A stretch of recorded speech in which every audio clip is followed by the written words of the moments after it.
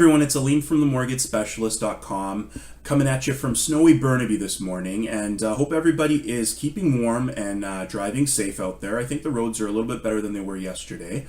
And you know, the rest of Canada and my buddies back in Edmonton are probably laughing at us, but you know what? Whatever.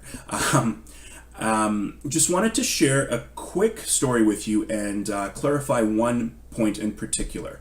This is related to purchases, whether you're purchasing a pre-sale or an existing property, and deposits in particular. So the deposit that you put down when you get your offer accepted and your down payment, they aren't necessarily always the same. The deposit is what is required just to go with your offer. And the down payment is what the bank is going to require you to put down towards the property. So a lot of times they are the same, but they don't necessarily have to be the same amount. So in our particular situation, we've been working with this client for a while, and this past week they ended up finding a pre-sale property, so a property that has not yet been built, but they wrote an offer on it and it was accepted. Most pre-sale properties, in our experience of late, they are requesting large deposits. It used to be back in the day that you could put down 5%, but I haven't seen that in a long time. Most of the time right now, they are asking for probably 15%. I've seen some at 10, but most of them not less than 15% for the deposit.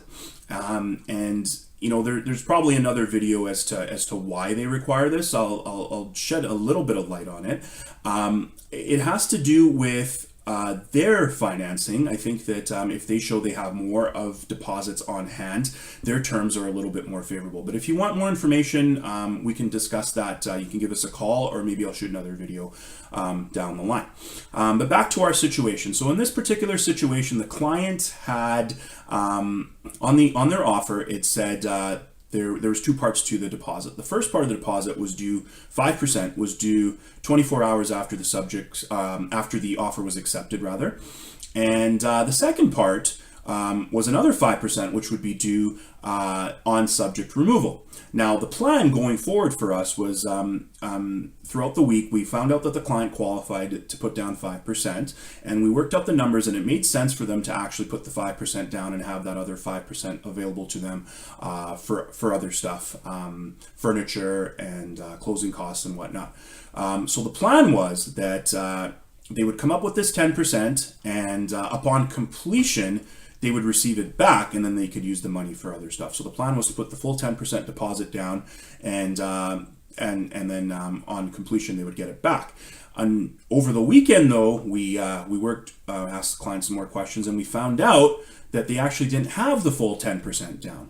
So we had a little bit of a problem. Now, the client didn't really realize that everything had to be, the numbers had to be exact and whatnot, and they just thought they could go back to the developer and just say, hey, look, this is what I've got, and let's remove the subjects, and that'd be the end of that.